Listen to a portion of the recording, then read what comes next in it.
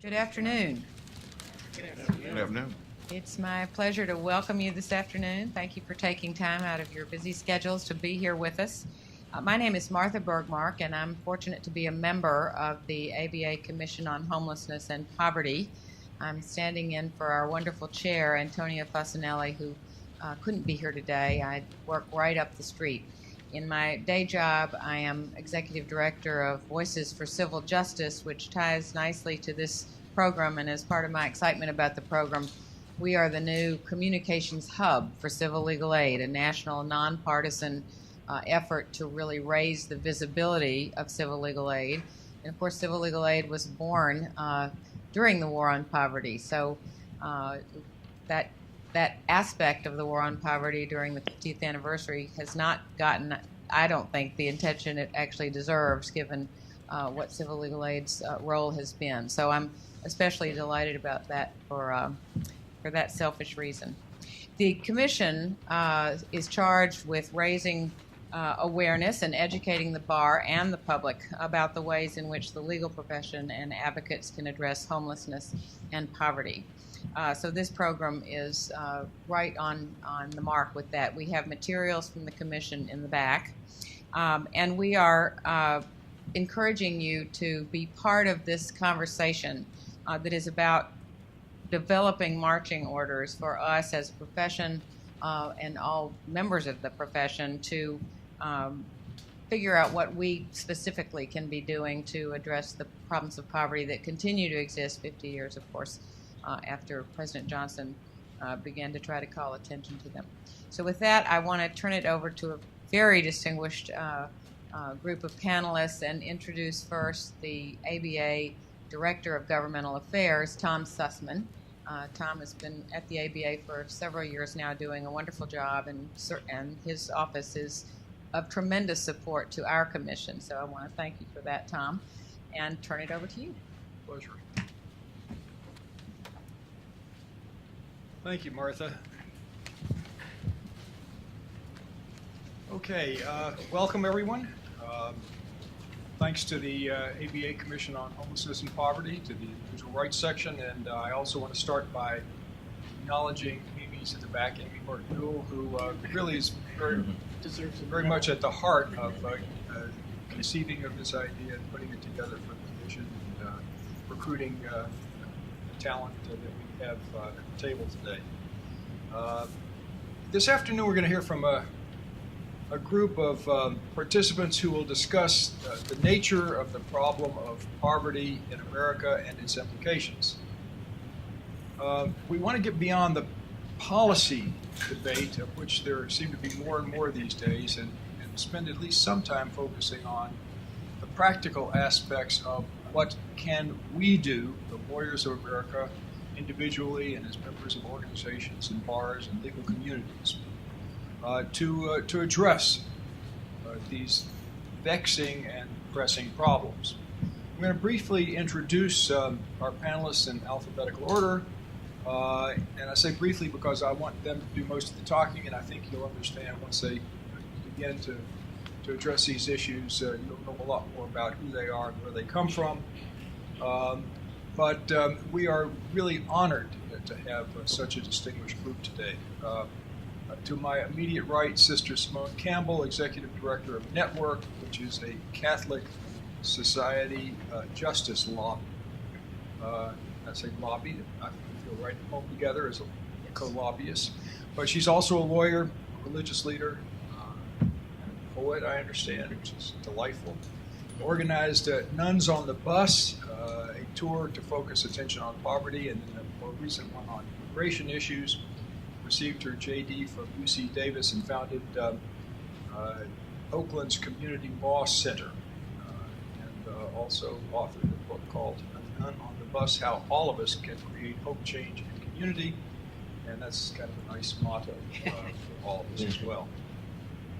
Anthony Cook, professor of law at Georgetown University Law Center, Yale Law School graduate, taught courses, and I found this kind of interesting on community economic development, corporate law, and constitutional law, which explore the relationship between constitutional law and social stratification and inequality. We'll have to explore that a little bit. His book is entitled "The Least of These: Race, Law, and Religion in American Culture." Awfully provocative stuff. Well, unfortunately, when I get down to the end, Jonathan tells me he's not yet written his book. Peter Edelman. Peter Edelman actually was my introduction to this subject, and I had Peter autograph it since he got a royalty out of my purchase. Peter is a professor of law at Georgetown University and runs the center there. Peter's been doing this kind of work for decades, and I've met him not quite, at least 45 years ago, probably almost 50 years ago. This was after his stint as legislative assistant to Robert Kennedy. He served in the Department of Justice, in HHS, and currently serves chair of the Access to Justice Commission in the District of Columbia. His book, by the way, is So Rich, So Poor, Why It's So Hard to End Poverty in America, also quite relevant to what we're discussing today. Jonathan has written some good articles. He's assistant counsel at the NAACP Legal Defense and Education Fund. I understand it's now called LDF. Now, we used to call it the Inc. Fund. That's correct. Shows you, it dates me. He's a litigator, public policy and education. Also is in his portfolio directed towards ensuring equal justice, equal access, and equal opportunity for all Americans. NYU law graduate, a Master of Education from Harvard, and he got his start doing civil rights law in a private law firm in New York before moving to the Legal Defense Fund. His most recent article, which is, again, we do have a range of expertise, is on over-reliance on criminal background checks. And his litigation spans the full gamut from equal employment, discriminatory police practices, housing, and the like. So I plan to begin with a couple of rounds of questions, setting the stage, exploring the nature of the problem, some of the policy and practical steps, and then I encouraged discussion and discourse among our participants. After a couple of rounds of questions, we will take questions from the audience. There are some index card bearers who will be passing through and giving you cards. There's the lovely Vanna White in the back with a whole stack of index cards. And please feel free to address questions to individuals or generally to the panel.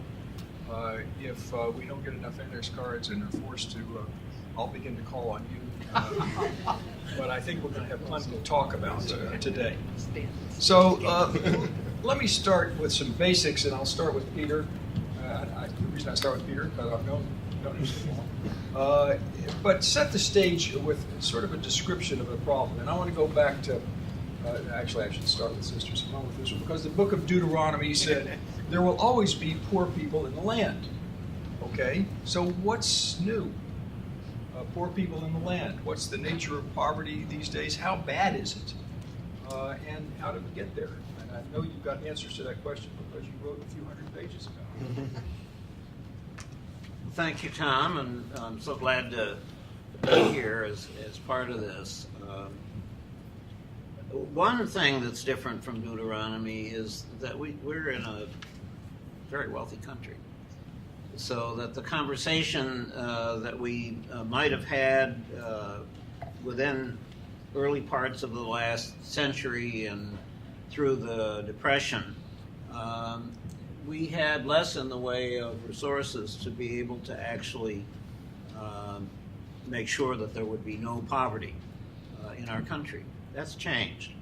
It makes it much more, I would say, morally unacceptable that there should be anybody who's in poverty in this country. How bad is it? I think we essentially know. We know that there are 46 million people who are poor by the way we define poverty, which is a discussion all in itself. I'm sure we all know that.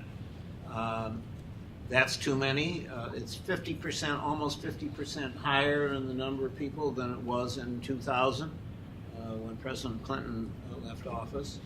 It was 31 million people. We have, it's not only a question of poverty, it's a question of the flood of low-wage jobs that we have in our country, and we have 106 million people who have incomes below twice the poverty line. Certainly a major reason why we have so many people in poverty is because of low-wage work.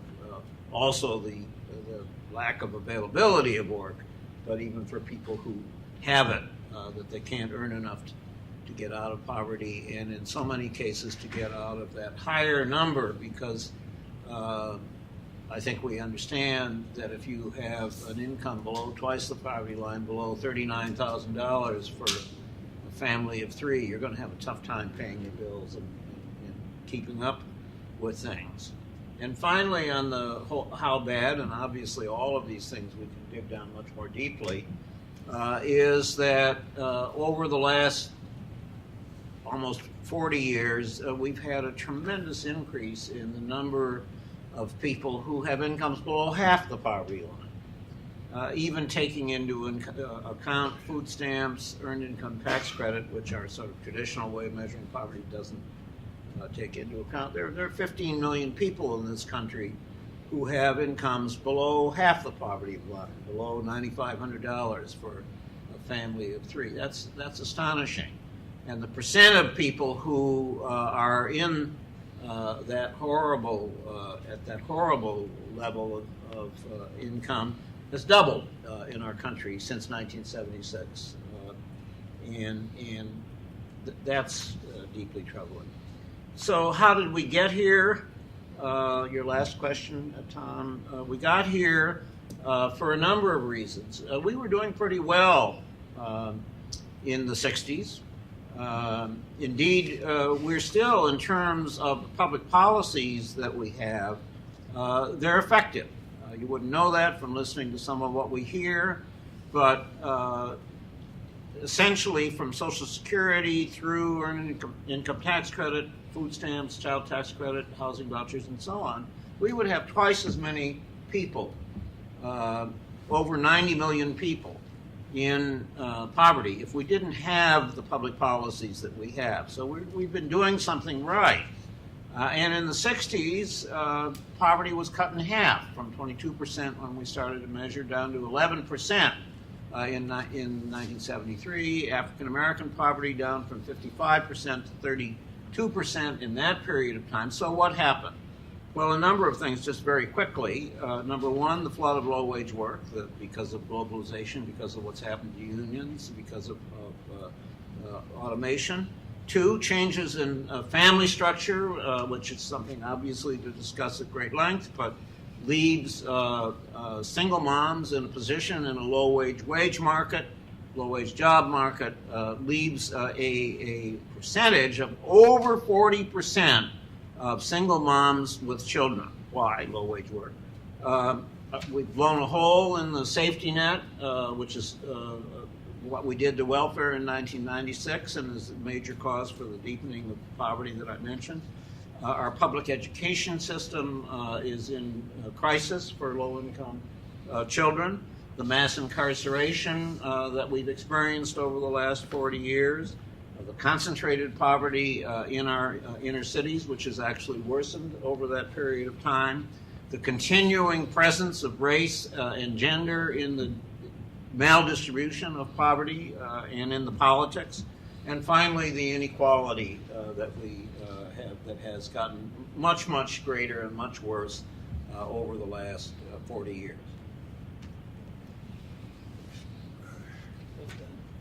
That's Yeah, we said it. it's pretty daunting, isn't it? Pretty awesome.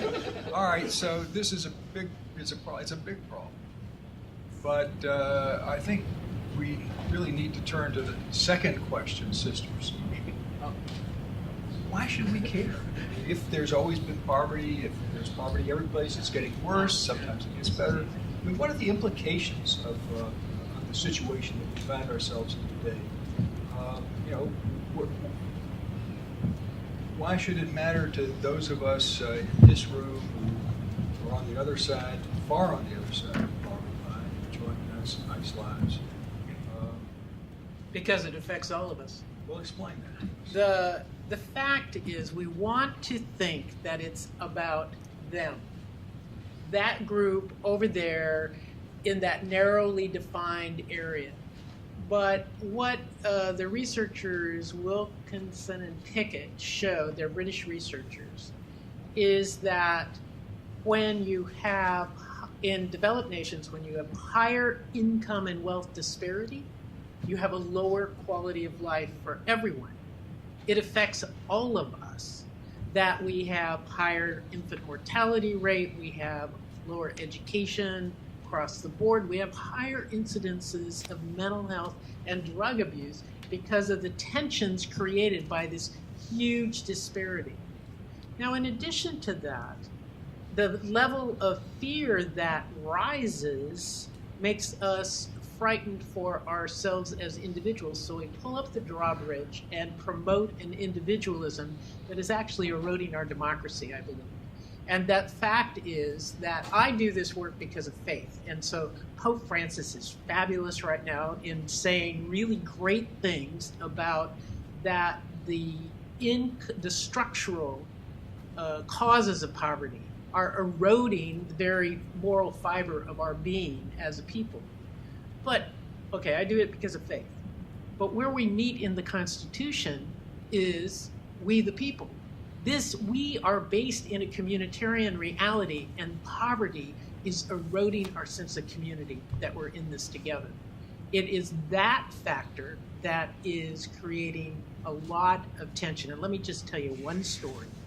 I'm notorious for my storytelling, but a couple of weeks ago, I was up at Chautauqua, fancy Chautauqua up in New York. If you've never been there, it's like amazing. I'd never been before. It was beautiful. And I did this income, what we call the human bar graph, where you mark off the change in income. Everybody takes, a step forward for every 5% change. And you end up with the 1% weight taken, I forget, it's 245% growth in income. The bottom 20% takes a step and a half back because they've lost 7%. And so one of the people in my 600 and some people that were at my talk said, well, why don't the poor organize? And I said, well, it's a lot of work to be poor. It takes a lot of jobs. It takes a lot of commitment. It is hard work. There's not much time. And the woman from the bookstore came up to me with tears in her eyes afterwards, and after she asked if she could talk to me. And she told me that she and her husband both have master's degrees, but in the recession they lost their jobs. And when they lost their jobs, they're, upstate, I think it's called upstate New York, right? I'm a West Coaster, so I'm learning these things. But that was hard to get employment. So he became a laborer, and she's working in the bookstore. She works 40 hours a week, he works 50. They lost their house. They are having to rent. They have 4 kids. They put their salaries together, they cobble it together, and they're using food stamps.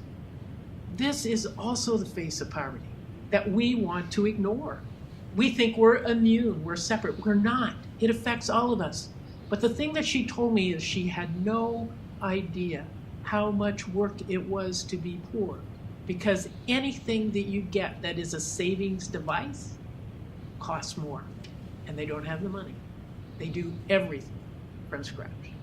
It's hard work. Did that All right, this is a lot to digest. I'm glad we're capturing this on film. All right, so last week when I was visiting Amy's office, I saw a book on her desk called The New Poverty. And I thought, wow, another recent edition of addressing this problem. She pointed out it was 1996. It's the old new poverty. But Jonathan, I want to, it's not a coincidence that the front cover features a single African-American woman, a mother of 2. I think that there is clearly a role, disparity in the country in terms of poverty, in terms of incarceration, in terms of employment, income between African American and white population. Give us an idea of the role of racism in this unequal land, and how does addressing racism also help address poverty?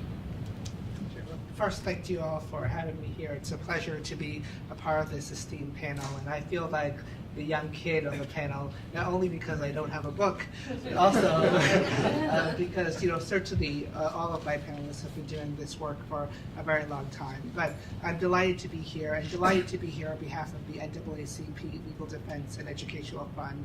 We were formed by Thurgood Marshall in 1940, and we're the first and oldest civil rights law firm in the country. And for the past 70 years, plus, we have been fighting to rid our country of racial inequality and ensure equal opportunity for all Americans, regardless of their race. And I think you're right. It's impossible, it's nearly impossible to talk about poverty or talk about income inequality in this country and not talk about race. And I think that's largely for two reasons. One, we know that people of color, particularly African Americans and Latinos, are disproportionately represented among the poor. Currently, I believe poverty rates are whites are around 13%. For African Americans, they're around 35%. For Latinos, 33%. One statistic I thought particularly stark was in Arkansas, where you have the highest rates of black poverty in this country, 48% of the black population is in poverty compared to 18% of the white population. But I think those numbers only tell part of the story, because I think the bigger issue when it comes to race and poverty is that we view poverty in this country through a racialized lens. And so I think that book cover is really important, because when we think of poverty, that's the image that comes to our mind. That's the image that we see when we turn on the TV and the news does a story about poverty. It's a black family, or it's a black single mother. When politicians talk about poverty, most often they use coded language to really talk about black poverty or Latino poverty. It's clear that in our public discourse about poverty, we have taken on a racialized lens, and in many ways, race has become a bigger part of poverty than in fact it really is. Because although we know that people of color are disproportionately represented among the poor, they certainly are not the only poor people in our country, and poverty affects all of us. And so I think, but the reality is that we think of poverty as a race issue. And I think that has tremendous implications for how we think about remedying poverty and how we view poor people and how deserving we think or undeserving we think they are of assistance from us or from our government. And I think it's fitting to have a discussion about the 50th anniversary of the war on poverty this year, because this year is also the 60th anniversary of the Brown v. Board of Education decision. It's also the 50th anniversary of the Civil Rights Act of 1964. It's also the 50th anniversary of Freedom Summer. And, as I just said, I'm a young person on this panel, so 50 years seems like a long time for me. But in reality, 50 years isn't a long time. When we think about Seems like only yesterday to me. When we think about the centuries and decades of state-sponsored discrimination and inequality and the impacts that those have had on communities of color, particularly low-income communities of color, that's a critically important lens by which we need to think about poverty. We have to think about poverty among communities of color. And the reality is that, that discrimination, that segregation continues to exist for far too many Americans. Far too many Americans are stuck in communities where they don't have access to employment, where they don't have access to good living wage jobs. They don't have access to affordable housing. Their lives are over-policed. And we have to deal with the reality of those systems. And if we want to actually dismantle poverty, if we want to actually deal with poverty effectively, we need to dismantle those systems of inequality. We need to dismantle those systems of discrimination.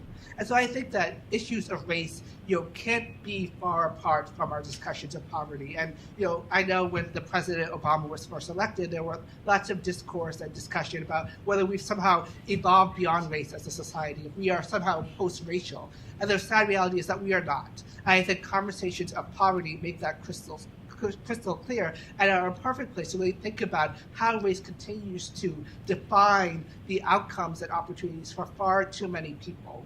And one thing I want to just end with, and I want to kind of leave as a thought piece, is that we think about the war on poverty, but I think when we think about poverty in the context of race and discrimination, one thing that I think of increasingly is that do we now have a war on poor people, and particularly a war on poor people of color? Do we now think about and treat poor people of color in a way fundamentally different than we should, and in a way that has tremendous implications on their ability to have access to affordable lives and lifestyles that they need to get out of poverty and enter our middle class? Could I just say that that's exquisitely well stated, Jonathan. I really appreciate it. And a book that helped reveal the history of that for me is the book The Warmth of Other Suns, which is by Isabel Wilkerson. Wilkinson. And it is this exquisite story of the migration of African Americans out of the South and the consequences in the North of continued segregation and discrimination. And it's a family story that we the people ought to know. It's fabulous. I'm going to come back to how that affects addressing some of the solutions, but I want to get to our professor of entrepreneurship and ask the... What is he doing here? Right. Go for it. Right, and he teaches. That's one of the things you teach. That's right. And of course that then immediately brings to mind the question of, how much is public responsibility and how much is personal responsibility for addressing some of these problems. We do have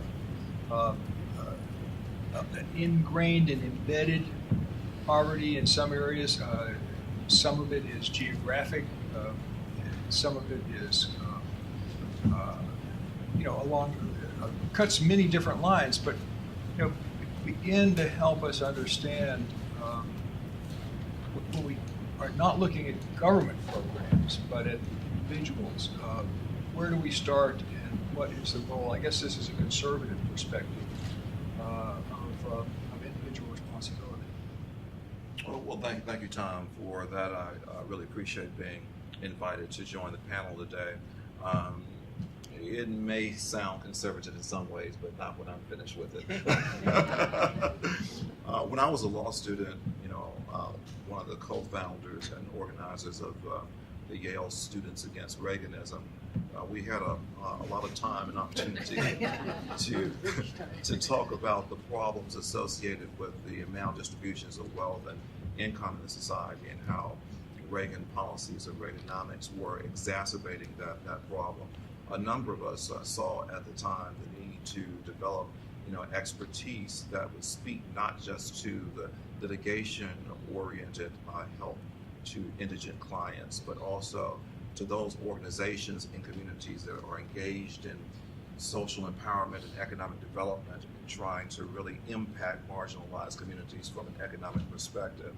So I can remember when I was a young lawyer in my 20s and had much more energy and perhaps arrogance than I do now, believing that I could hold down a full-time law job, 2,100 billable hours a year, and still be involved in the community economic development movement, and would leave the law offices at 8 o'clock at night and go to some community organization meeting, and we would try to figure out how we could put together entities to secure the funding for purposes of building, economies in poor and marginalized communities, and how we could draw upon existing institutional resources, whether they were churches, schools, fraternities, sororities, or what have you, to redistribute monies and opportunities into those communities so as to impact those communities favorably with regard to job training and creation, with regard to after-school care and education, with regard to bringing parents into the mix and getting them involved, so forth and so on.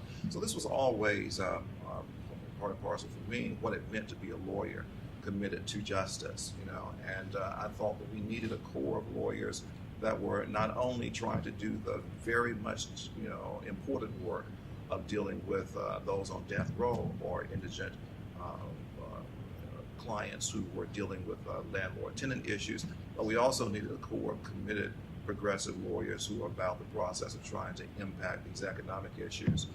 So when I came to Georgetown and had the idea of trying to put this in place, it was before the movements with regard to social entrepreneurship and enterprise and innovation that are all the buzzwords today. And so much of the outreach of even esteemed, prestigious institutions like Georgetown tended to be very limited with regard to overseas commitments and the like, right? And so I pushed for a number of years to get Georgetown to kind of reorient its focus, saying, you don't need to go overseas to find poverty, to find people who are marginalized and need help. I can bring you to those communities within a few minutes of this glorious campus and Hill, and we can get to work. Things move slowly within bureaucracies, even academic bureaucracies, and so it took a while, but things are moving in the right direction, not only with regard to Georgetown, but a lot of other institutions that see the need to efficaciously, powerfully engage the community and redirect resources to those communities to help them. So I run a practicum called Law and Social Entrepreneurship, a seminar entitled Social Empowerment, Economic Development. And the way that this ties into corporate and constitutional law for me is that constitutional law, we spend a whole lot of time talking about the problem and analyzing the problem. And for those of you who know anything about the law and constitutional law, you would know that the Supreme Court has not exactly been a friend of efforts to kind of redistribute benefits, opportunities, resources into poor, marginalized communities, whether they're racial, minority, otherwise. And so I think that is the place for civil society. It's not that I'm giving up on the courts or giving up on the public sector, because we certainly need to put a lot of focus there and demand of politicians and policymakers new policies that deal with the problems of the poor. But we can't wait for that is my only reply to that. And not waiting for that means, I think, trying to tap into the resources of civil society and pulling groups together for purposes of trying to create that impact.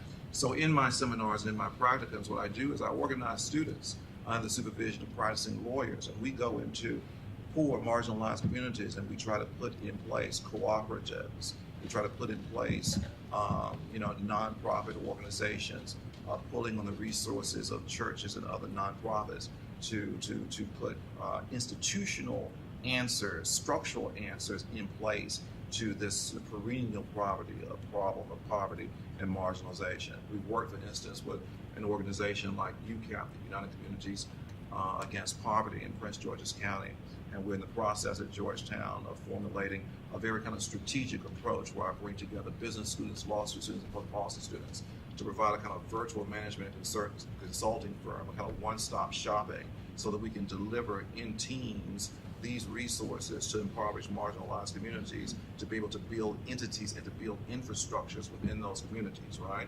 So with regards to just one example of a client that I had, United Communities Against Poverty, the idea was to take this organization that had for so long been receiving monies from the federal government, from the state government, and it was kind of used to that mode of raising funds and sustaining its operations, right?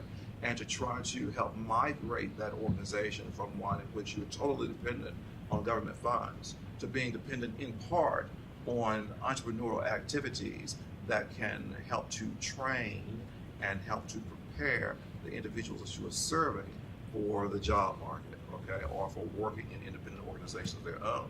So we go in, we map the organization, we look at the resources we already have, what's being underutilized, and we try to come up with a business plan and strategy for that organization to actually take the individuals who are in the shelter and to give them the skills and education over a period of time necessary for them to migrate into these entities that we have created that provide green commercial cleaning services, or provide a restaurant and cafe on property that not only serves those individuals, but individuals outside the community, that takes the scraps from restaurants in the area and takes those scraps and tries to migrate them into a food or to a fertilizer company, in which that fertilizer can then be resold to companies to create alternative and multiple streams of revenue for these nonprofit tax-exempt entities, so that they don't have to be so dependent on government funds.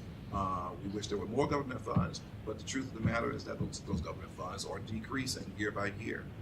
We wish that there were more philanthropic dollars, but the philanthropic venture capitalists impose so many demands and so many constraints that a lot of those dollars are drying up as well. So we believe that organizations have to learn how to empower themselves and to develop the programs that are outward looking, which over a period of time can sustain them. There are a number of initiatives like this that are underway in various parts of the country, right? And me and my colleagues at Georgetown are hopefully part of this new wave of energy that does not take the pressure off the government to do what it needs to do, but simultaneously understands that we can't simply twiddle our thumbs and wait for government to deal with a lot of these issues, that we've got to work on them as well. And yes, there is a philosophy and emerging narratives of individual responsibility and collective responsibility, but I think the merger of those narratives is absolutely essential with regard to comprehensively and holistically dealing with the problem of poverty in America. So we need to kind of get out of these traditional conservative, progressive camps and understand the efficacy of integrating aspects of narratives. Yeah, that leads me to an observation about this program. As you know, the ABA is a nonpartisan organization whose panels are always well-balanced among various perspectives, and this one would have been completely well-balanced. We had 3 panelists over the past few weeks. Other things came up, or in one case a health situation. And so those who were going to be with us, who, if you saw the initial flyer from Manhattan Project, I can't remember all of them, but economists, heritage people have different perspectives on these problems, which would give us a better balance. 2 things come to mind about that. One is last week, the American Enterprise Institute put out its own little tome called Poverty in America and What to Do About It. So it's nice to see that this issue is no longer solely in the domain of, as Anthony said, the progressive thinking people in America, but is beginning to at least catch some attention among more conservative thinkers. And also for this next round of questions, I may be a little more provocative, because it does seem to me that there are some issues that would have been brought up that weren't. And in any event, I read all the articles and books about our authors, our panelists who didn't come in, so I've got some of their words that I can use as if Channel. here. You can channel. Of course, they don't get I'll channel them, although they won't get a chance to respond. So Ron Haskins wrote that inequality is a red flag, a trap, and an excuse to criticize the rich. Scott Winship wrote, there's no reason to think extreme poverty has grown, that there's an irrational obsession with inequality that has gripped the American left. Haskins again said there's been little progress in the war on poverty since the 60s, except among the elderly. So let me start back with Peter. We've had a war on poverty. It has been 50 years. What's worked and what hasn't? Has there been little progress or a lot of progress? And how can we build on what's worked? And why is there such resistance to consolidation or review and perhaps elimination of what hasn't? Let me start with the last point that you made, Tom, on behalf of, I hope it didn't hurt too much, channeling that through you there. Carmack. You're okay? Good. Well, it is too bad that we don't have those points of view represented. In some ways, frankly, in my view, it would give us more heat than light. But it's important to understand, because there is this late apparent partial conservative conversion that's there with Paul Ryan and Marco Rubio and so on. They're talking nicer. Right. And it's, you remember compassionate conservatism. I mean, we've been down that road before. I talked before in my earlier remarks about, so I would sort of incorporate them by reference. We've done a lot. We, as I said, we'd have twice as many people in poverty if we didn't have the policies and programs that we do have. And the problem is essentially the changes in our economy and the other things that I mentioned. But I think it's important to focus on there's a 72-page thought paper, I guess, that Congressman Ryan put out the other day. I don't know if you have that, Tom, but it's quite available. And the thing that got the most attention was this block grant, and you made reference to it in your last part of your question. But it's filled with little gems. So on page 38, for example, in one paragraph, it says, oh, by the way, let's just turn Head Start into a block grant. Separate from the other consolidation of programs. Just, it's a little throwaway. I mean, the basic point, well, let me say about the sort of big proposal. It proposes to take 11, up to 11, they say, programs and put them into this block grant. And the congressman says they would hold the money the same.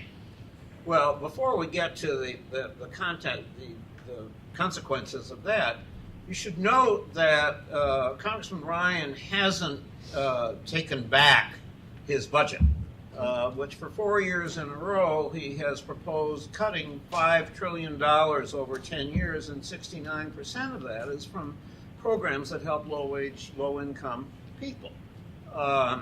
So there's a little bit of with the, shall we say, the real Paul Ryan stand up, except that the one who wants, the newer version, the new improved version, isn't so great either.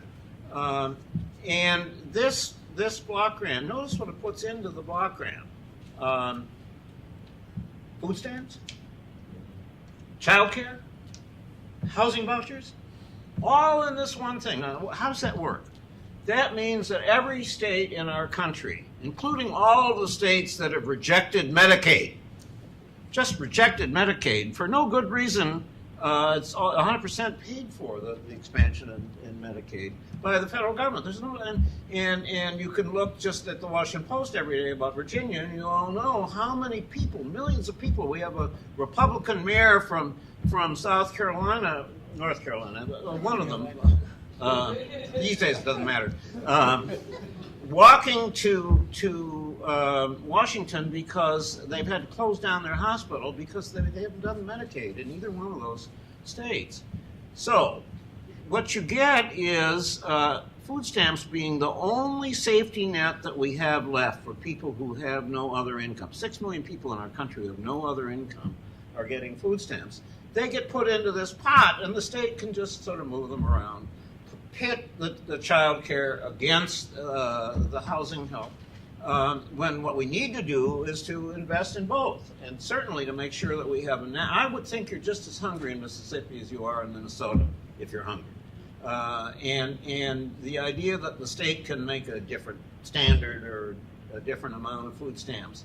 And they actually, in the document, they say, well, you know, the housing programs that what we have, they only reach 1 in 4 people who are eligible for the public housing and the vouchers. So what we'll do is we'll give everybody a little bit. Haven't we read that somewhere? Isn't Dickens the name of the author? Yeah. So it just makes no sense. This is a totally shop-worn idea. And I'll just give you 2 examples, if that isn't enough, about what happens when you give money to a state in block grants, let alone that there's blue states and red states, everything that I've said so far. It's also true, all the evidence shows that the amount of money that the federal government makes available when you put it into a block grant, because there's no single set of constituencies there, is that they atrophy. So TANF which is a failure for a lot of reasons, which I'd be glad to go into. But $16 billion is still $16 billion after 18 years with no taking inflation into account. The Social Service Block Grant, which is a program that comes from the 1970s, which does exactly what Congressman Ryan is proposing, to have a pot of money where you help people in this way. It was $2.5 billion in 1975. It's $1.7 billion today. And that's not taking inflation into account. In other words, it's worth a whole lot less than that. Finally, and sorry to go on so, but you asked, what happens here, there is an underlying assumption about low-income people that is absolutely terrible, because the assumption is that everybody who's poor is flawed in some deep way. And so they all, whether they just want some food stamps or help with childcare or housing, all have to go and have a case manager. They have to go to some social service office, which Paul Ryan promises won't be government, because that would be absolutely terrible. But in any case, this wonderful nonprofit is going to deal with every person as though they have some kind of pathology that has to be dealt with. That is so disrespectful, I can't even articulate the kind of word that I want to say out loud. Tell us how you really feel. No, well, look, I think you failed to give Representative Ryan at least a little bit of credit for saying, quoting him, what the federal government can do better is provide resources. Now, you're now debating how much resources, but at least he acknowledges that. And Sister Simone, I'm sure you've heard frequently that this is the job of local government, of charities, community organizations, religious organizations, and the fact that the federal government is involved at all is a fluke of past history, and that we really ought to turn more and more to the states, and if there's block grant or opportunity grants or whatever funds are going in, that's to the better, but it is a local responsibility, is it? Yes and no. And Congressman Ryan and I have had this conversation. It's kind of fun to be sparring with him the way we do, but the fact is, the piece he misses is the breadth of the need is a national need. And I come from a state like California, where it might be okay for California to do its own thing because there's not a lot of people along our borders. But when you're in a place like Cincinnati, or you're in a place like here in Maryland or Virginia, it is a national issue that requires a national response, some national standards. And we see this especially with Medicaid expansion between Maryland and Virginia. It's a perfect example. So it's a national issue.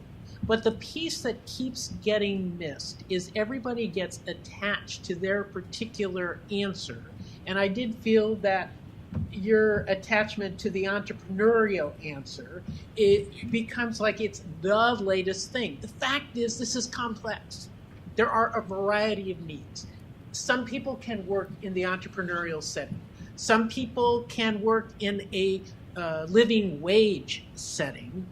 Some people are not able to work. There are folks who are disabled.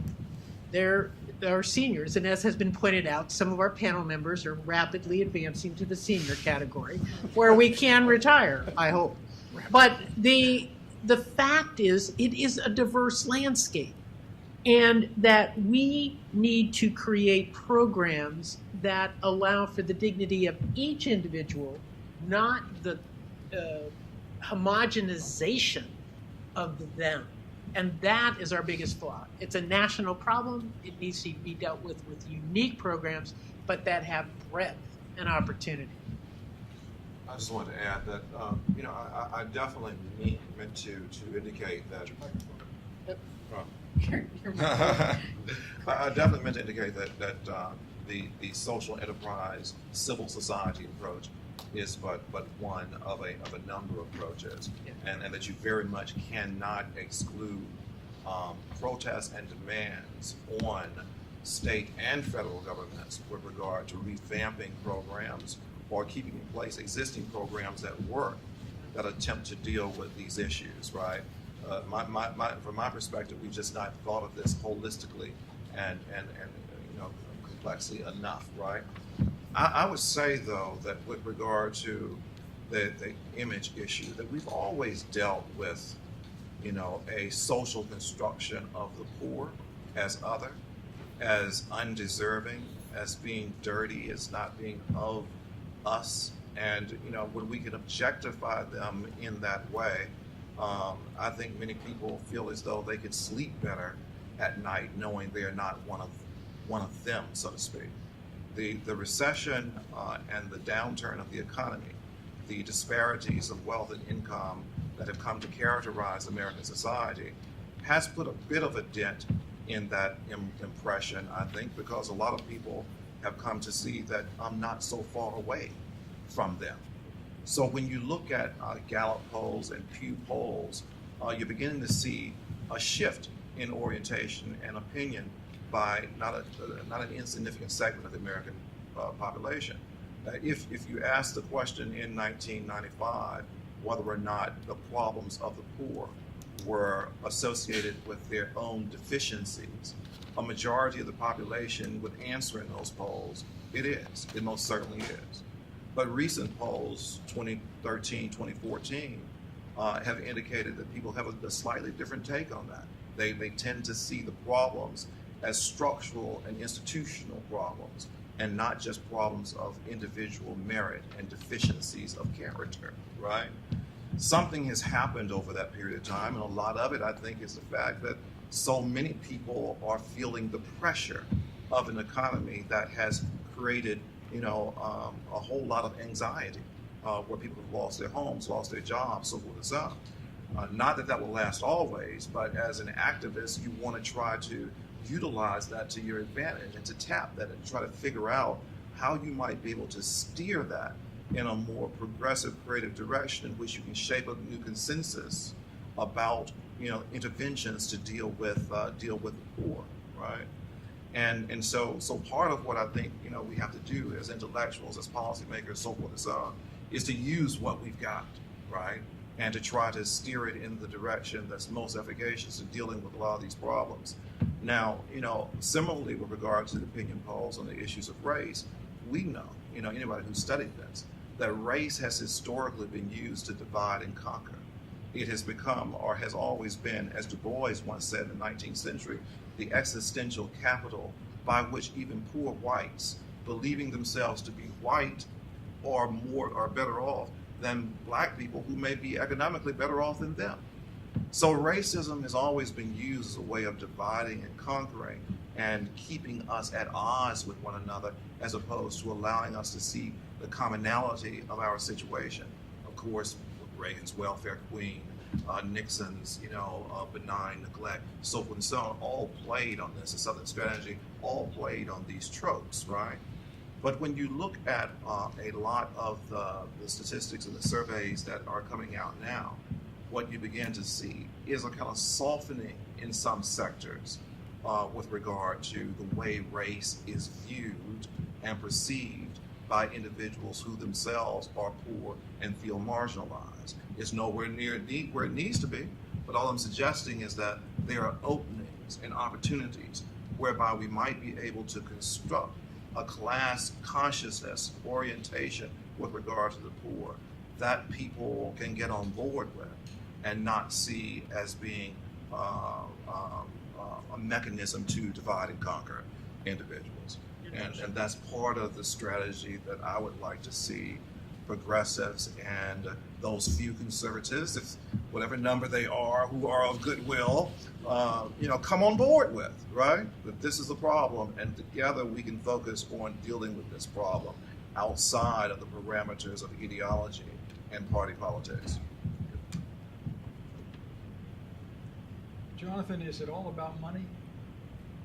We hear a lot about, we've heard federal programs, state programs, community programs. entrepreneur, I mean, you're using litigation to some extent to pry open doors of opportunity and break down walls of inequality. What kind of new initiatives are you thinking about these days? After all, we're talking to lawyers about using the tools of the legal trade to address these problems as well. Give us some ideas. Yeah, as a litigator, I will, as a civil rights litigator, one of the hardest parts of the job is a winning, right? You would go to court getting a judge or a jury to agree with you that discrimination has occurred. And that certainly is hard, and I think it was alluded to before, maybe even harder these days than recently. But the thing that we often find most challenging is not even winning, it's actually crafting remedies that work, right? That just because you win and just because you have a court-ordered remedy or you have a sympathetic judge or a monitor or any of those things, if you don't actually have systems in place that deal with and get at the root of the inequality and at the root of the problem, that you've done very little good for the people you're advocating on behalf of, whether it's a class or other individuals. And so, I think that that's something as advocates and as civil rights advocates, we really have struggled with, throughout time, but certainly recently, thinking about how do we actually get at issues of poverty?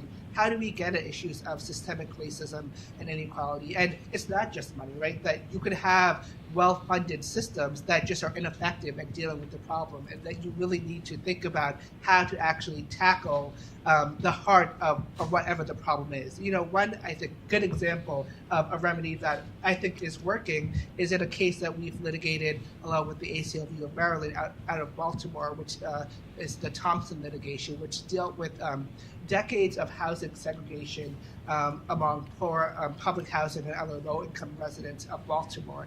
And one of the remedies that was crafted in that litigation and has been in effect now for over a decade has been called a mobility housing program. And the way it works is that it provides people vouchers, but instead of just tearing down public housing in inner city Baltimore and putting them in newer public housing across the street in public city Baltimore, I think the reality is that we need to put people into communities of opportunity. We need to make sure that people are in places where they can, get to job, where they have access to public transportation, where they have access to quality schools, where they have access to all the services and amenities that I'm sure we all rely on and expect to use in our daily lives. And so the notion that, and we've now had a decade of this program working, and what we've heard from residents who have benefited from the vouchers is that it's been life-changing, that the ability for them to get out of their inner city environment, the ability to get out of that seclusion and isolation and actually get into communities where they feel like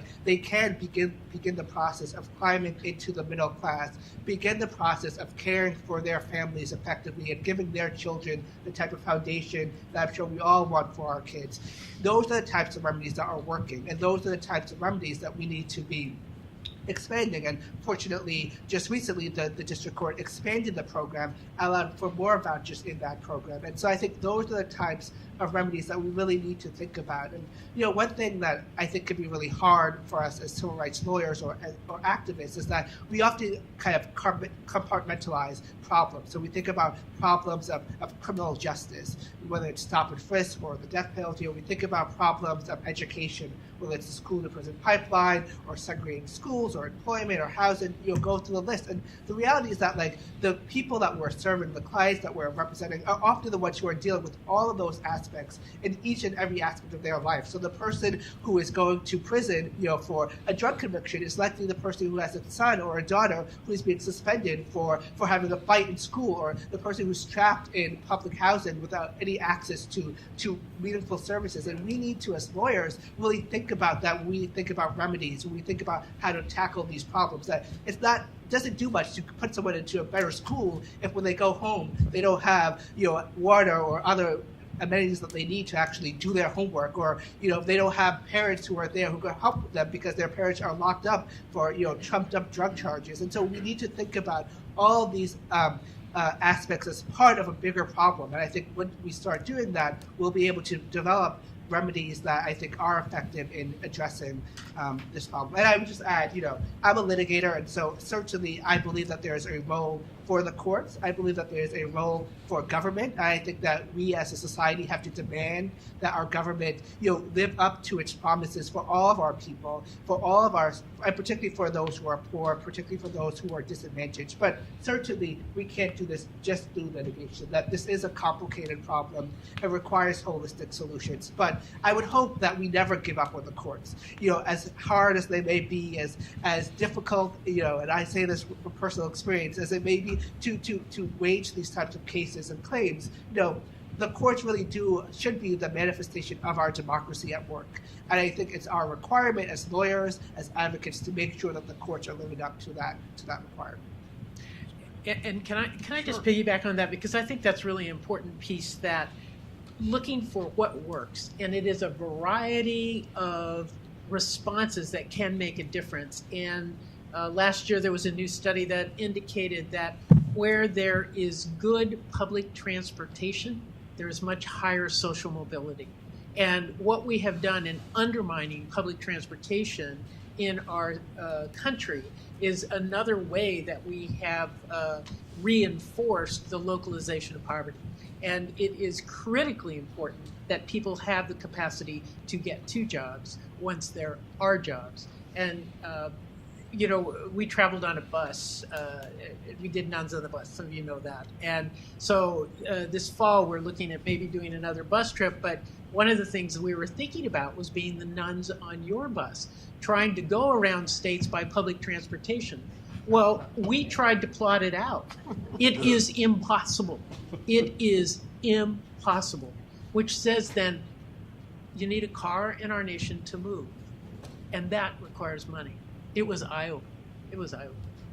Can I just say an added word also, Tom, to the good conversation? Obvious, I think, to probably all of us in this room from this discussion, from what we know anyway, that there's such a, you said it so well, Jonathan, there's such a long list of things that we have to do. It's so complicated, and the mechanisms, government at all levels, but also private action, not only what we do as volunteers, but civic action. Now, all of this is a role for lawyers, Jonathan, being in the courts, doing policy, and acting as individuals. So that when we talk about, as Anthony does, about what goes on in the neighborhood and in the community and all of that, that's crucial. I was on Al Jazeera with Bob Woodson. Some of you know who Bob Woodson is, but he's a main advisor to Congressman Ryan just the other day, and he said, and you were careful to say progressive about 16 times, he said a lot of the same thing, but the difference between him and you is that he has tunnel vision. He thinks that's the whole thing. And he just doesn't get it that all these other things have to happen. It's both and in every one of these respects. There's a piece in the New York Times yesterday about child care in Indiana. Indiana's a very conservative state, as we know, although Birchbaugh, we have some fond memories. Ebenbach. Anyway, they have a wonderful system. This is civic initiative. And if we want to have 0 to 5 in any community, as much money as we put in from the national government, and there should be some, it won't happen unless there's leadership in the community to create that system. The same thing about the transportation. You can put all the money in, and again, it has to come there from Washington. You won't get a system that helps low-income people get to jobs if that isn't carried out on the local level. So the civic commitment in the community, there is a tremendous role for people who are right there. And so these are not either-or things, and I wish we could get that into the conversation more broadly. And when we think about that, when we think about it systematically, it's very important because, the best of any social movement, whether it's the labor movement, the women's movement, the civil rights movement in the 60s, what they realized was that you needed grassroots organization and empowerment of the people who needed help. You couldn't simply deliver help to them in a kind of condescending and paternalistic way. You had to create a culture of opportunity whereby leadership could rise indigenously, right, from those organizations, and that they could feel a sense of empowerment from the activity they're engaged in. And whether it's coming out of the civil rights movement into community action agencies or Head Start or the Best of the Community Academic Development movement, they all share that in common. That, you know, these are not people who are stupid, ignorant, or cannot, you know, lead themselves. Leadership is here. Intelligence and genius is here. It's just a matter of providing the structure and opportunity to do so.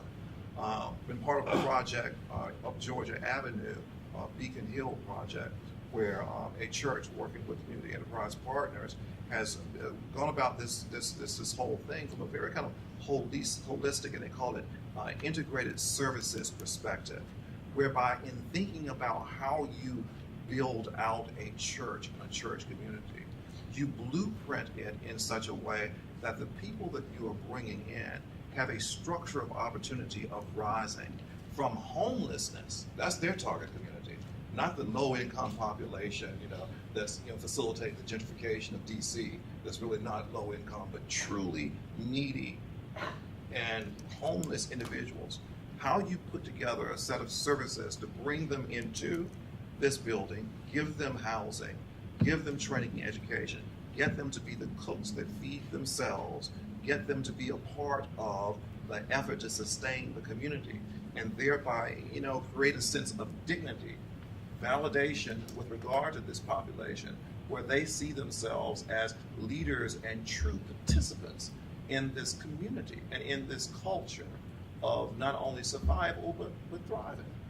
You know, if we could move outside the civil society arena, and public policy people and government and so on and so on start to blueprint communities like that. And it's interesting, isn't it, that the projects that were started under Roosevelt, right, back in the 30s, were very much along these models. When I moved to Greenbelt, Maryland, okay, and I went to the area and I was told in Greenbelt that this was an early instance of American projects, right? I mean, nice little communities with gardens, with their own cooperative store, with, you know, fountains, with a lake to walk around, with greenery. I said, this was a federal project? You gotta be kidding me, right? Against the backdrop of asphalt jungles that look more like prisons than anything else, against the backdrop of environments that stultified opportunity and stultified the human spirit, this area looked like it was a piece of heaven on earth. I said, what happened to replicating this kind of model of a project, right? Well, we know what happened, right? You know, the interesting study shows that between 1950 and 64, if you looked at all the representations with regard to who constituted the poor, you know, the studies indicate that, you know, by and large, white people were represented as the poor. And so that creates an orientation. 64 through 93, this gentleman, I forgot his name, but Martin Gillens, right, showed that after this period of time, you start to get a predominant number of images projected about the poor being black people. He went through all the magazines, went through all of the commercials and the television and media ads, and showed that, you know, you got this shift in image. And the shift in image created a construction, a social construction of the poor being connected to black people and now Hispanic people that get in the way of us being creative and innovative about how we might holistically and in an integrated way deal with this problem of poverty. And we've got to get beyond that. All right, I'm going to start weaving in some questions that were sent up by the audience now. I have some more myself, and I like the dialogue, so feel free to respond to each other. I'm going to answer the first question myself. Can poverty ever be eradicated? No. What do we do about things when social strata are defined relatively, so that we have poor, middle class, and upper class? We all can't be in the middle class. I'm wrong. We all know Lake Wobegon, where all the children are above average. So I think we do strive for people. A lot of it is self-image as well. But I think the issue of poverty is an issue of desperation. that in the richest nation on earth, That we can do something. that we can do something about. Absolutely. The fact that people work full-time, Robin, who I met, works full-time, lives in the area. I met her, she makes minimum wage. She works in a national clothing store chain that's profitable. I checked on it. They're extremely profitable. And she makes minimum wage. And after we talked for quite a while, she said, you know, by looking at me, you would never know that I have to live in a homeless shelter because I can't afford rent around here. So, I mean, that's wrong. so what is the annual income of someone who works? $15,000 gross before taxes. She was in her late 20s. She netted $12,000 a year. She made about $1,000. Poverty level is about For a single person, it's about maybe 11. yeah. 11. It's about 11. So she was just at poverty. So that doesn't take you too far. Which brings us to these are issues we haven't yet discussed: immigration, disability, marriage, minimum wage, Yes. and then a few others, which we'll get to. But let's start with immigration because Sister Simone just finished one of her famous bus rides to hands up for Yeah. Raise your hands. reform. Raise your voice. The ABA has also been extremely active in this area as well, and called for a number of reforms, often pointing towards rights of immigrants and due process and representation for children and the like. But there are those who think that allowing more poor illegal immigrant children into this country is going to increase the poverty problem and put a greater burden on state, local governments, and the federal government through those who are able to get into the various entitlement programs. I guess they lump education into that. Elaborate on the truth of these allegations or not. Oh, my astute political analysis is liars, liars, pants on fire. The fact is, we need immigrants to keep Social Security solvent. We need a youthful population so that we continue to have workers. Where we get our youth historically and currently is through immigration. Immigration is the glory of our past and the hope for our future. We've got to wake up. And the irony that every conceivable organized group is in favor of comprehensive reform with a path to citizenship, and yet we cannot get it out of this Congress is an outrage. And we, the people, have to do something about that. But the fact is, immigration reform will raise wages, because right now we have this hidden class in the shadows that are exploited and keep wages low because they work without any recourse, and that there are also the whole factor of exploitation that's going on right now that's really tearing many of our communities apart. And finally, I was going to raise an issue of this communities coming together. I spoke in Prescott a little while ago, at Prescott, Arizona, and the snowbirds, folks who come from the north head south, they discovered that their help, they had no public transit in Prescott. Their help had to walk 4 to 5 miles each way to come to their place to work. And so the snowbirds and the immigrants, the undocumented, got together and lobbied for a transportation system, at least the skeleton of a transportation system that would allow workers to get to work, people to be serviced, and the folks, the snowbirds, agreed to be taxed to pay for it. That was that collaboration that you're talking about. It takes the collaboration a step further, but builds on resources in the community that makes it possible, where we see good things can happen when we mutually understand each other's needs. And coming from a place of faith, a Christian tradition, where Jesus says often to the apostles, fear not, fear not. That's what I say to Congress, fear not, pass comprehensive immigration reform. It's the way forward. Thank you. Yeah. Oh, that's immigration. All right, so let's Check. move. Check. Unless anybody else wants to say something in the contrary. I thought Isn't that a Latin phrase from Black's Law Dictionary? Liar, liar, pants on fire. I learned it. All right, marriage.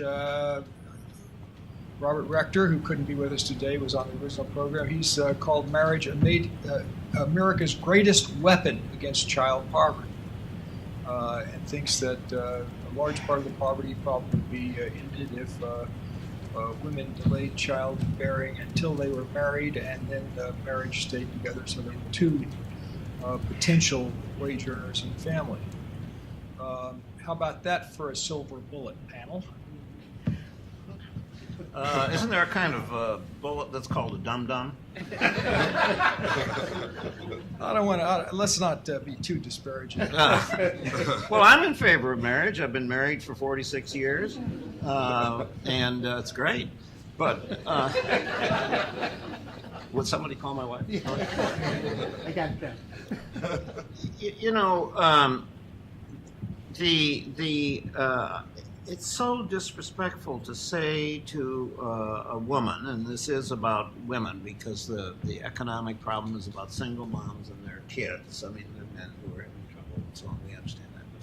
But especially because this involves children. That because we're a low-wage nation and this mom can't support her children with the jobs that are available, therefore, she has to get married and to get two incomes so that they can be all right. That's totally unacceptable. And this is proposed as a serious answer. Now, I'm sure there are marriages that are taking place or arrangements in households where two people are together in order to deal with that, and it's not resulting in violence or other kinds of things. There probably are. So, but the fact is that to say as a principle that you have to get married in order to get enough income to pay the bills, there's just something totally wrong with that. Now, on top of that, this is really one of these stories that is a lightly covered over racist story. Because these politicians are, in their minds, even if they don't say it out loud, are talking about people of color. Sometimes they come out and say it out loud. So there might be, although it's actually, I still would say the same thing. If we hadn't had mass incarceration and put so many men of color and incarcerated them. Now, this is William Julius Wilson.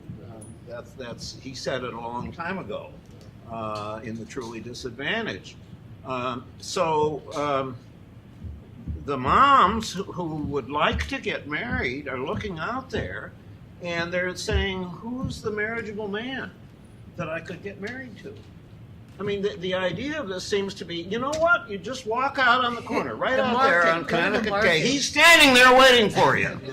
Okay, that's my answer to that. Well, can I just add, because I practiced family law for 18 years in the low-income community of Oakland, and this argument just drove me nuts, because the fact is the cause of the breakup of most relationships is economics. Thank you. The economics are so stressful. Right. So I got to testify in front of Paul Ryan's budget committee, and somebody raised the issue of marriage as the way out of poverty, and I said the single most important thing that Congress could do to support marriage would be raise the minimum wage. It would immediately relieve stressed families of that anguish tension about which bill do you pay, which child do you care for, how do you feed everyone.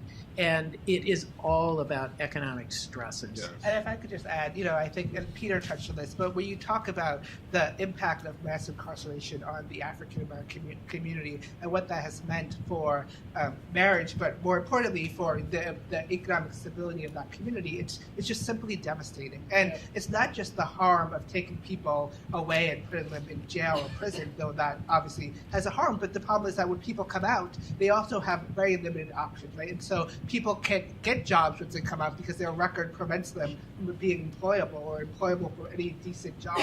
And the thing too I would add as well is that, although this is a problem in the Black community, that this is a problem increasingly across America. That as the problem with mass incarceration was that we liked it so much that we just applied it to everybody, and so we see that we have a population now where 1 in 4 people have a criminal record, and so this issue of what it means to be in our criminal justice system and to have that record and what impact that has on your economic prospects and the ability for you to support yourself and your family is something that we really have to wrestle with. And I have clients literally across the country who say, I want to work, I have skills, I want to support my family, I want to support my kids, and I just can't get a job. And that's unacceptable. That in a world in a country where we have jobs that need to be filled, we have people who have the skills to do them. We are erecting policies to make it impossible for them to get them. So I think 60 to 70% of all marriages are ending in divorce, right? And people are able to work through infidelity issues more than they're able to work through financial stress issues. It's the number one cause of breakups, right? And so to suggest that just getting married is the be all and end all of this is just absolutely ludicrous. I've seen some studies that would indicate that some of the most stable families are families in which one spouse can, with their income, support a family and keep them above the poverty level. And we need to have increased real wages and income and opportunity so as to perhaps, if you're going to be a conservative about this, do that. Now, the progressive twist on that is that it's not necessarily the woman who needs to be staying home. And I think in this day and time, I keep telling my wife that. Right. And I think in this day and time, a lot of men will be signing up, to, I'll stay at home and take care of the kids. That'll be fine. Let me use Jonathan's comment about incarceration and the problems of reentry to put in an ad for one of our groups here at the ABA. The criminal justice section has, thanks to a grant from the Justice Department, created over the past 2 years a collateral consequences database, which takes state, local, and federal laws that impose consequences on conviction of any levels of crime. It's online now, available to the public, and it's important because right now, until this was available, even defense counsel, much less judges, prosecutors, and defendants, had no idea that, to cop a plea to a lesser offense, thinking that you were getting off easy, and then try to re-enter and you couldn't get a job back in the beauty parlor where you used to work because the cosmetology laws of the locale prevented former offenders from doing. And so that's at least a beginning step to see where are we going, and hopefully the states will begin to try to do something about it. We have recommendations about what should be done to reduce the collateral consequences of conviction. I just say that's a great resource. I would definitely, as a litigator, it's something that we rely on, and it's so hard because a lot of these restrictions are embodied in very different bodies of law. Some of them are federal, some of them are state, some of them are local, some of them are regulatory, and so it's great to have a resource that kind of puts it all together. And it's also just staggering to see the number of restrictions that are out there for people, once you do have that record, even if it's a misdemeanor or something minor. It's depressing and sobering. Well, we got really a diverse group of questions here. One I'm going to use as a statement rather than a question is how can we include those at or below the poverty line in the discourse? It seems as those who are least affected are the ones engaged in drafting legislation. I think that's true, and frankly, that's what organizations and projects and associations and pro bono efforts and university clinics and programs are designed to be helpful to have those who are well informed on these subjects be responsible, if not for bringing the ideas and perspectives, even bringing in those who are affected to the discourse and to the dialogue.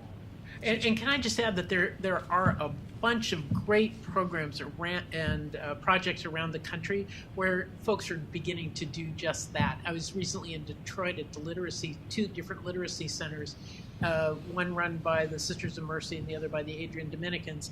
And at both centers, a piece of their learning literacy is learning to be advocates, to express their perspective and what could make their lives better.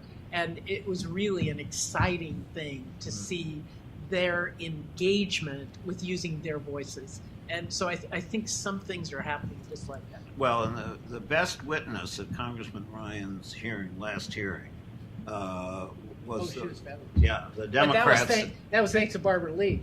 Yeah, Congresswoman Well, Lee. Say what it was.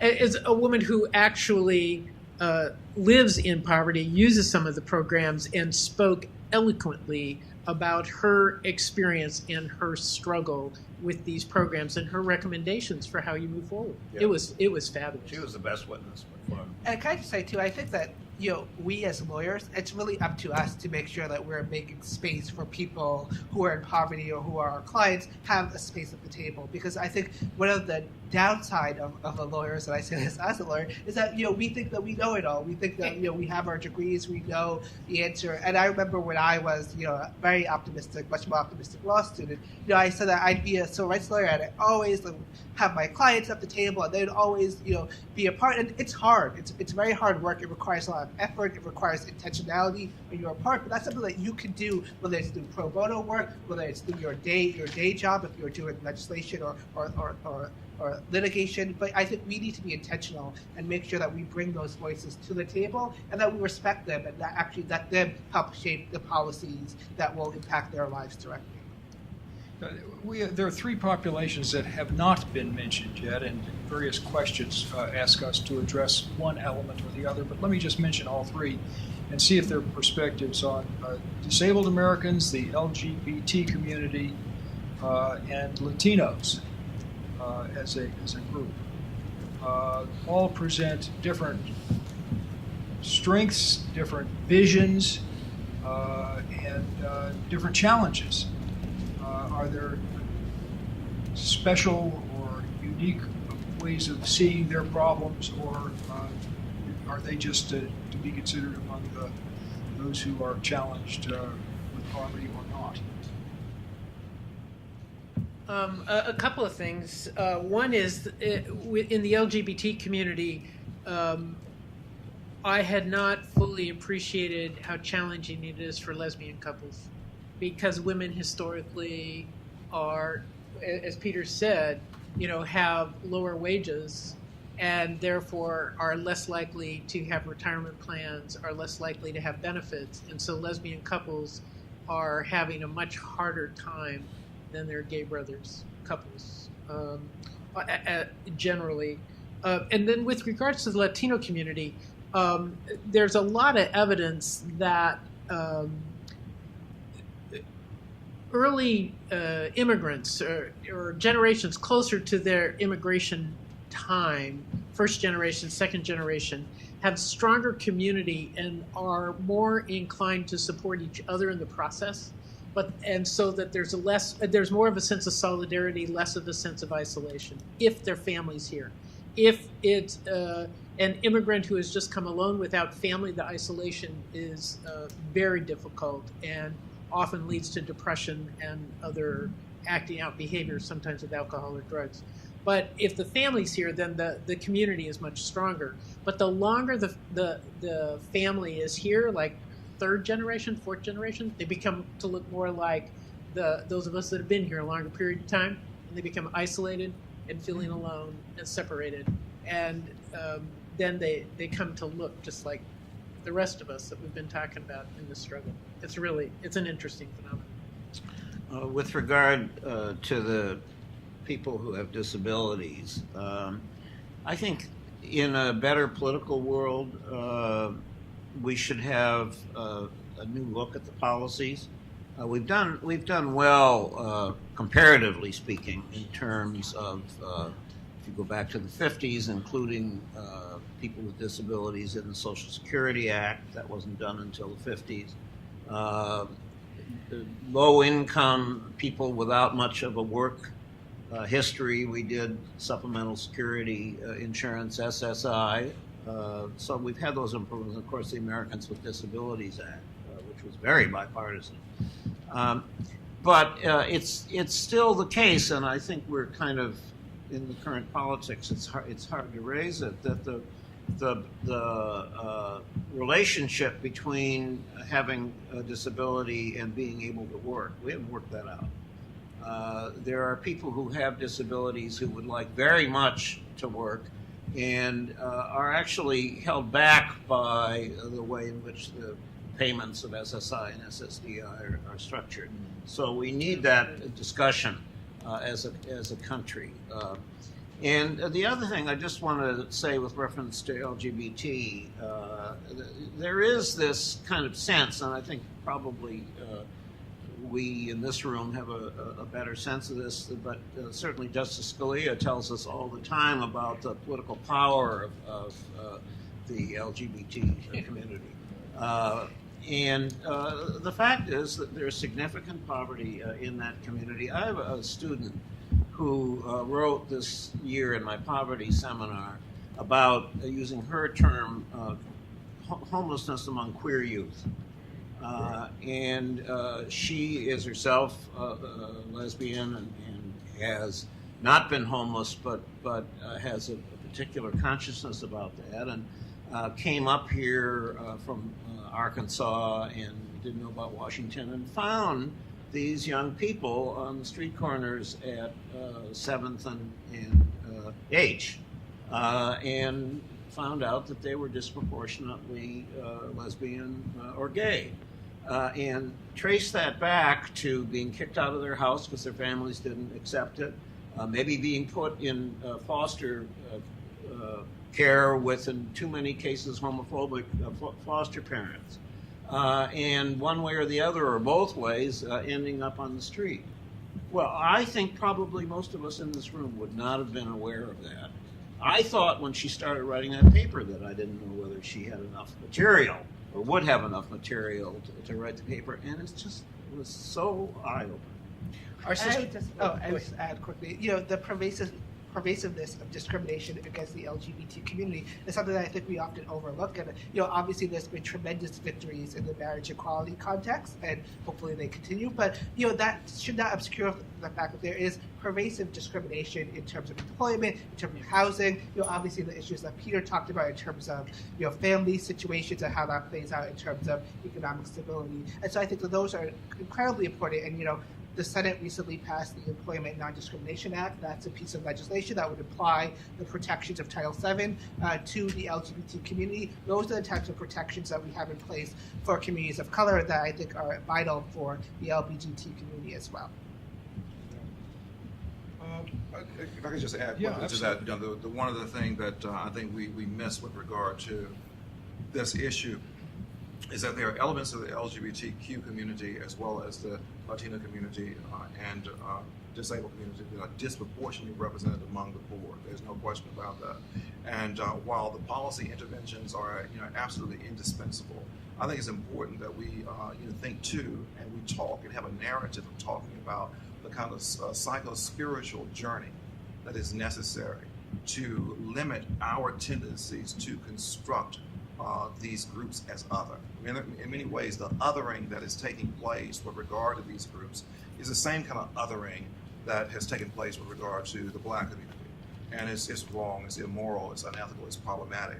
And so since I work so much at the grassroots level, I'm very interested in how communities define their norms and values when they come together to do work. Because sometimes, if you don't have these kinds of conversations taking place, you can find yourself being as exclusive and marginalizing these groups, sometimes unthinkingly in an unconscious way, as much as your community was marginalized and excluded in the process. So empowerment, I think, is about the ability to look across the chasm that separates you from the other, to build those bridges, and to see the otherness of self, and to see yourself in those communities.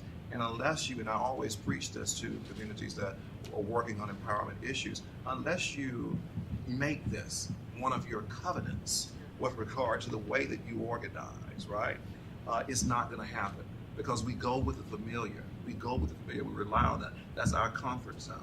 But we have to be, in building these communities, organize and structure ourselves to get into that space where we're uncomfortable, where we know justice lies.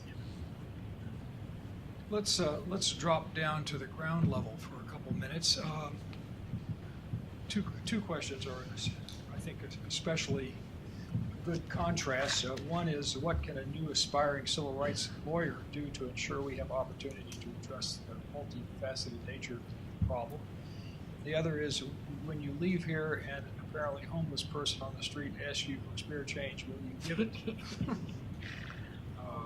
Those are two questions of different nature.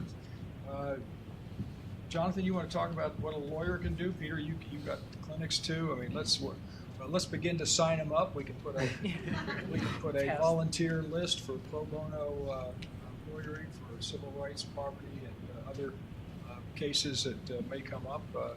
Or at least you can come up to our panel after this is over. We do have refreshments at the back, and we encourage you to stay and mix a bit afterwards. We've got a few young lawyers who probably would like opportunities to attack some of these problems on the ground. What do they do next? Well, I mean, certainly there's no shortage of ways that you can do that, whether that's through, obviously, the job you take. We'd love to have you at the Legal Defense Fund, but there are organizations all across the country, both at the national level and the local and state level, that do this work, that need lawyers, that need support.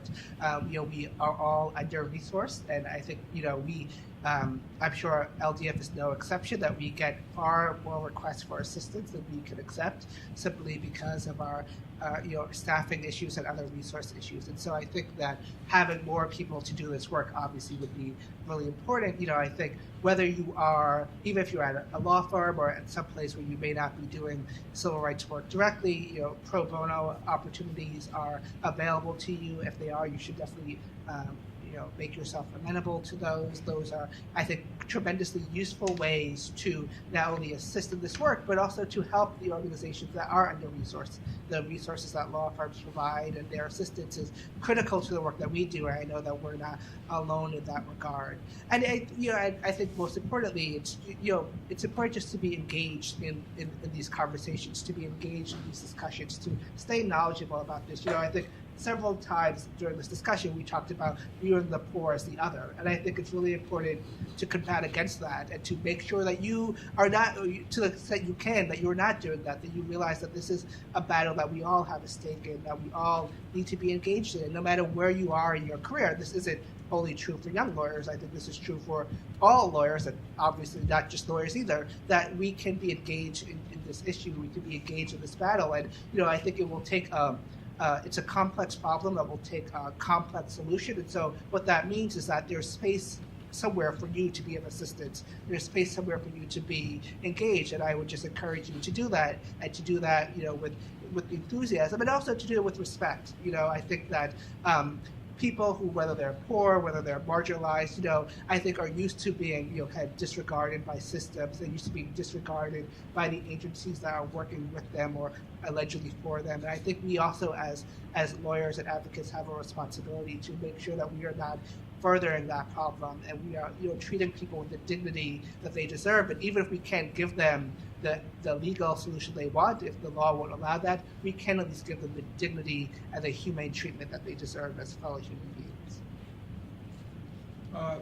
As our time begins to wind down, I want to ask, kind of combine a few questions and provide our panelists a chance to respond.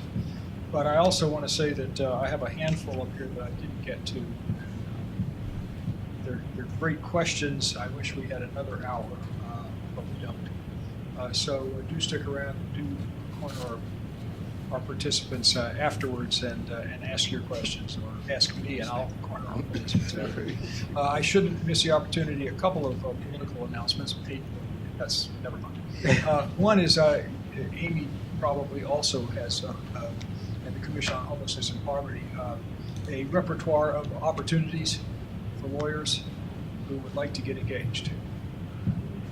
I, Yes, we do. Thank you, Tom. I think you're standing in the back. You should be standing in the front for this Sure. one. Just very quickly, I'll direct everyone to the ABA Commission on Homelessness and Poverty's website, ambar.org/homelessness. We have a number of initiatives and pro bono opportunities here locally, but also across the country through our network. So if anyone's interested, please don't hesitate to reach out to me.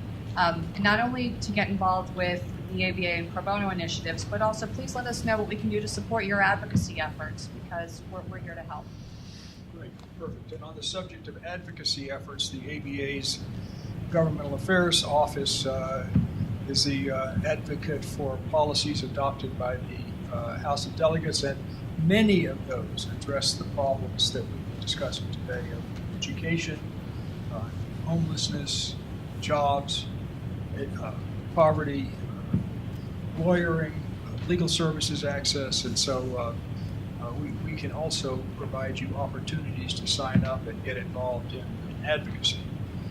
So when I read this, it was so sufficiently chilling that I had to share it with you, even though you may not find it quite as provocative. But Politico magazine last month had a memo from Nick Hanauer to my fellow zillionaires. And Nick Hanauer is a guy who's made $50 zillion through businesses and banking and internet and things of that sort. And he says, he talks about inequality. Some inequality is intrinsic to any high-functioning capitalist economy. The problem is inequality is at historically high levels and getting worse each day. And then he says, if we don't do something to fix the glaring inequities in this economy, the pitchforks are going to come for us. No society can sustain this kind of rising inequality. In fact, there is no example in human history where wealth accumulated like this and the pitchforks didn't eventually come out. You show me one highly unequal society and I will show you a police state or an uprising. There are no counter examples, none. It's not if, it's when. Kind of chilling, I thought. And so the question is, do we take hope from the fact that at least the last week, Paul Ryan, Marco Rubio, Rand Paul have all begun talking about the problem, even if we don't care for the solutions that they've been proposing. At least perhaps a dialogue is beginning. And as part of the question, should we be optimistic or cynical about the potential for political agreement? Those of you who mentioned criminal justice area have seen that in the area of over-incarceration, the progressives and the conservatives have engaged over the last year, perhaps for different motivation, but have begun to find common ground in ways to address over-incarceration. So the question becomes, are you optimistic or pessimistic? And how do you speak? What language do we use to bridge the gap when talking to conservatives about these issues? There's been a lot of criticism and humor today about various suggestions and approaches from conservative commentators on the subject, but we need to get together. It's a fact of life. Can we, and how do we do that? Sister, why don't we start? Well, I know you've thought about this. Yes, I have, because it's what we try to do.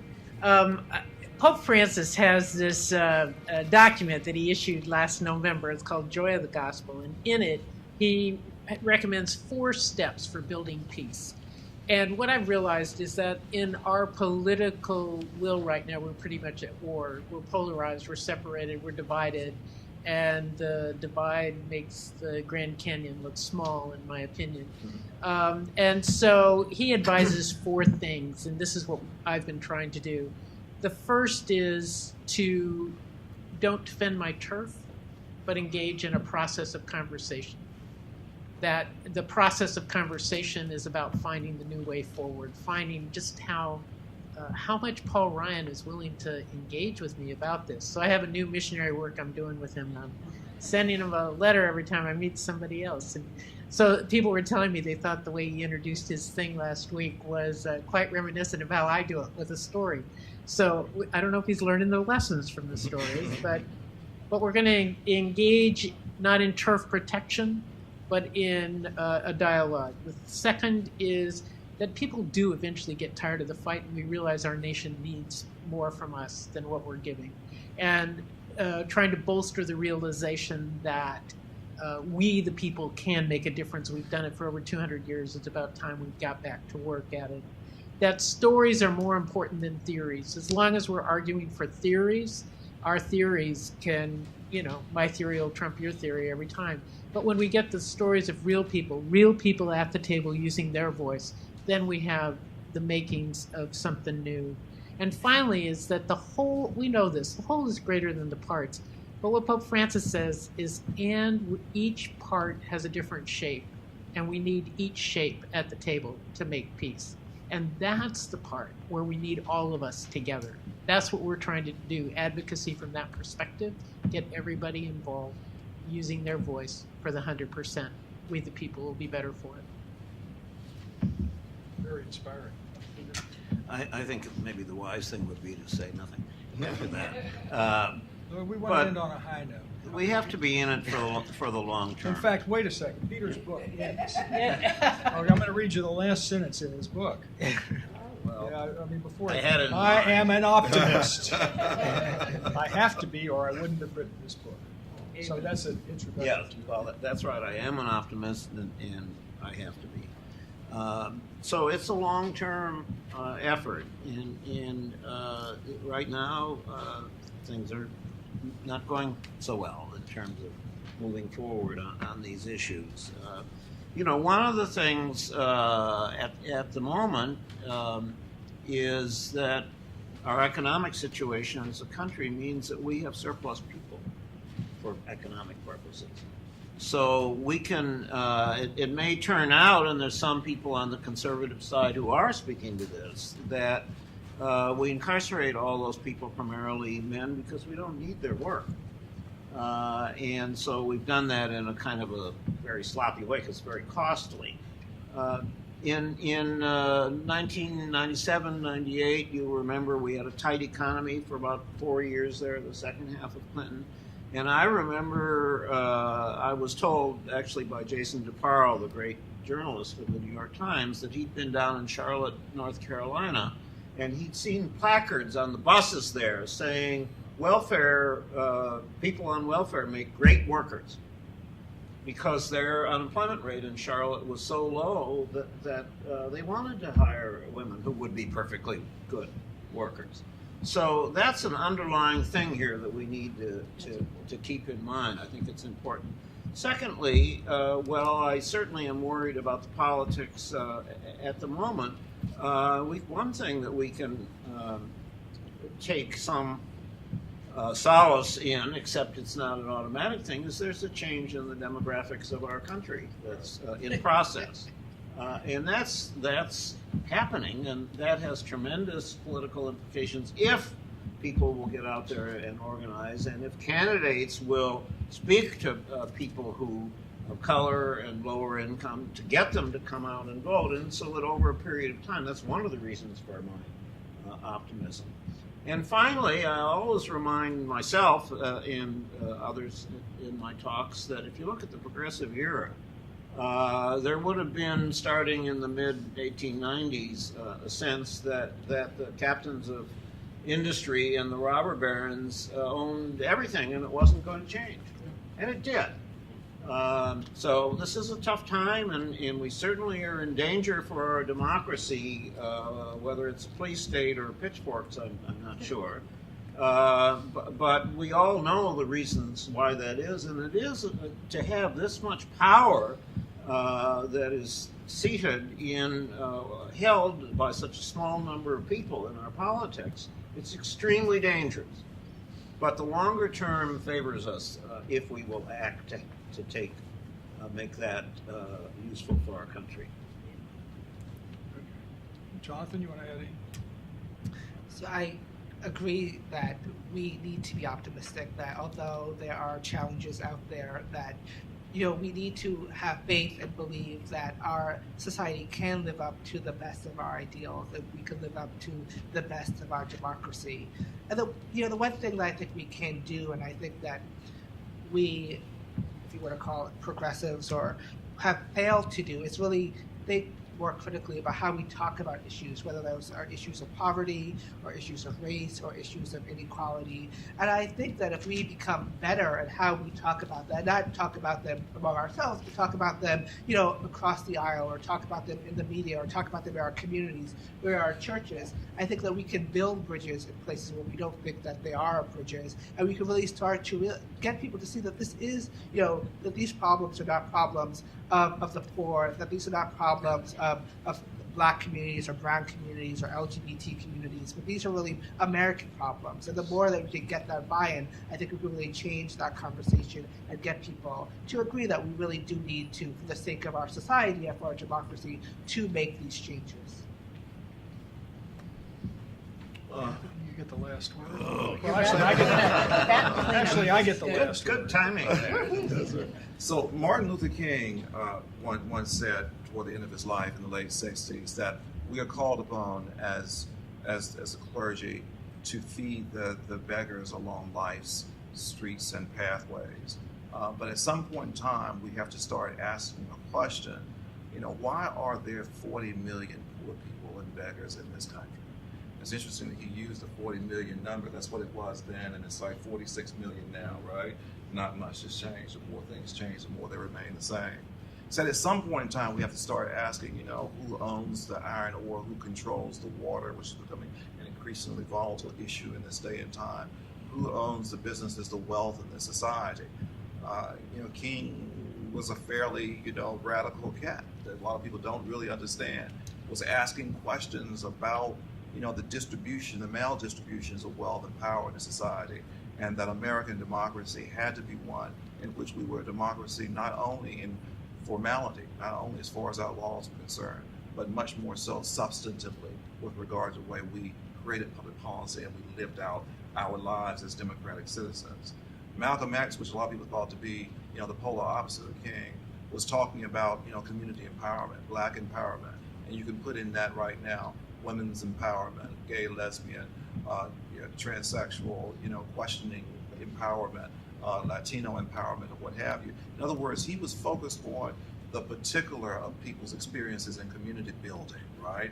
And believed that there wasn't a whole lot of hope in the American system changing its racist, sexist, homophobic ways, and that people in communities had to demand change by being the change they wanted to see in the world.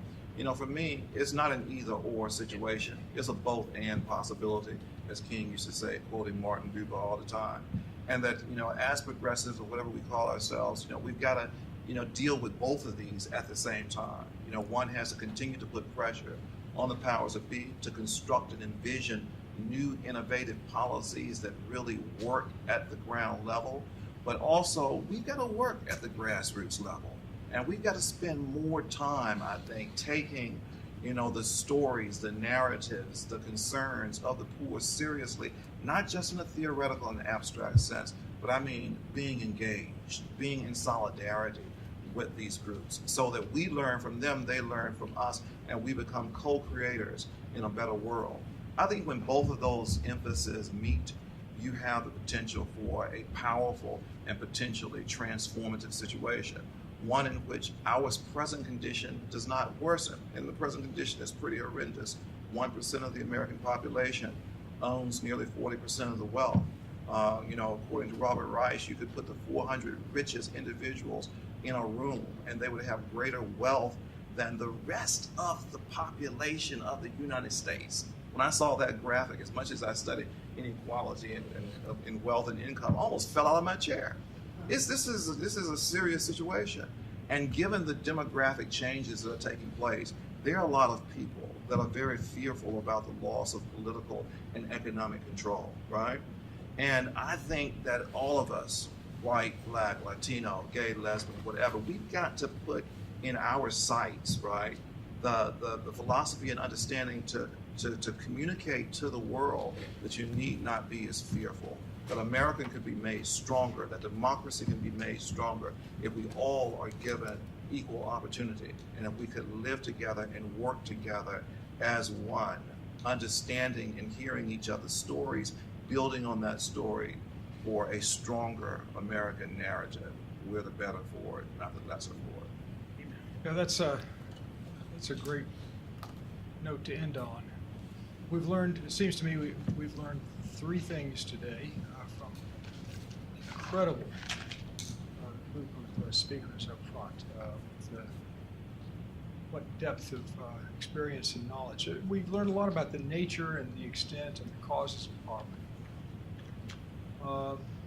I've learned a lot more about some of the policy debates, pros and cons, including those that come out of the original war on poverty and those that have been developed since.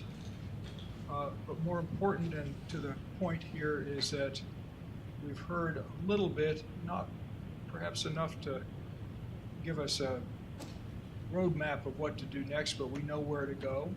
We have places to go. Legal Defense Fund. You can get on your bus. Get on the bus. Join us, network lobby. The commission. Lawyers can make a difference and serve justice and combat poverty and inequality. And it makes me proud to be a lawyer. I'm proud to be a member of the American Bar Association. I'm extremely honored to have been able to participate with you today. Thank you very much to all of you. Thank you.